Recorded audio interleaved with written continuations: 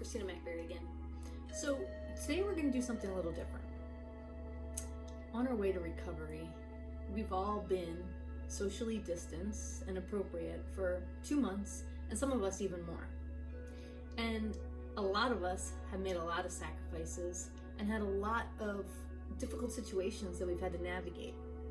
And that brings up a lot of negative emotion.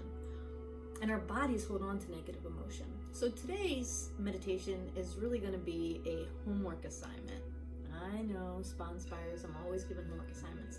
But this is really important, and I think you'll feel much better after you do this. I've adapted this from Deepak Chopra's 7-step meditation on releasing negative emotions. Deepak is a leading doctor in mind and body, and one of my go-to gurus in mindfulness. The first thing you're going to need to do is find a quiet place. This is probably not the best time right now. And you're going to need to give yourself about 10 minutes. When you go in, I want you to make sure that, not unlike other times, that you're sitting somewhere secure, on the floor, on a bed, on a chair. But it's really important that you're able to close your eyes and not be interrupted during this time. Because you're going to feel a little bit vulnerable, more vulnerable than any typical meditation moment. First thing you're going to do is close your eyes and focus on your breathing. You're going to breathe in and out, and just relax your body as we typically do when we do a mindfulness activity. Next thing I want you to do is identify and locate some of the negative feelings and emotions you might be having. I'm sure you have plenty, from being a student and missing out on opportunities and traditions that are going on, dealing with family hardships and loss. There are a lot of things that have come with COVID-19 that we didn't anticipate, and unanticipated consequences that bring negative consequences. So identify and think of just one of those scenarios. And as you're doing that with your eyes closed, I want you to vividly think about that interaction. And it could be more of an interaction. Maybe you got into a fight with your best friend because, your family is not about having you see each other, even if it were 6 feet apart outside, and they got really upset with you. Or maybe it's because you're unable to walk in a traditional graduation ceremony and you just found out about it from your principal. Think about it as vividly as you can. And then, with your eyes still closed, identify that emotion. Are you angry?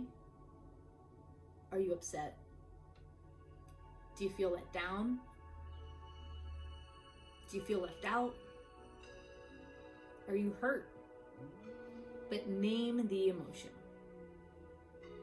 Second, I want you to bear witness to the emotion. The experience. Where in the body that you feel this sensation? Some people feel the emotional experience in their jaws. They can just feel it tense. And as they're thinking about it, as you're sitting there, reliving and vividly experiencing it, you might feel your shoulders clench, your jaw clenched, a pain in your chest. Witness it and feel it. But remember, you are not the emotion, you are witnessing the scenario. And then the third step is express the emotion. And what you're going to do with that is you are literally going to place your hand. If it's on your shoulders where you're feeling that emotion, place your hand on your shoulders, still while breathing and in your safe space, and say to yourself, either out loud or in your mind, it hurts here. Our emotions are connected to our bodies, and that's why they're called feelings. Our body knows when we're hurting, when we're in emotional distress, and that's why this process is so important. Next, I want you to do is take responsibility. Notice that this is physical and that you're feeling it, and that you have responsibility over that feeling. Now, this doesn't mean that you should feel guilty, like I'm responsible that I'm causing myself pain, but acknowledging the fact that it causes pain in your body. And that the more we can recognize that, the more control we have over it in the future. And then this is going to take us to the next step, which is releasing it. With your hands still there, or maybe it's in your throat, take deep breaths in and release. Let it go. Unfortunately, many of us have some really deep feelings and experience some deep loss. Just breathing deeply is not going to allow us to release these negative emotions. You might need to take a bath. You might need to rise from your meditation and go for a run. Some of us need physical activity to release it. It may take a couple of hours. It might just take a few minutes. But recognize and know and realize that you do have some control over it. Whatever it is, it's your body and your emotions. Be true to that. And then the last two steps are sharing your outcomes and celebrating. So whether you share your experience with your mom, your friend, or even just in your journal, sharing it after you acknowledge it helps you to be able to move forward the next time this happens, and accepts that this did happen, that you had this emotion that connected to feelings that expressed in your body, and that you let it go so that you can be healthy. And then lastly, celebrate.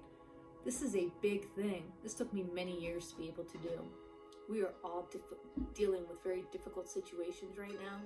And the more that we can deal with our overall mental and mindfulness and overall body health, the better we will be able to recover together. Remember, you are not alone. You matter. You're loved. And together we can get through.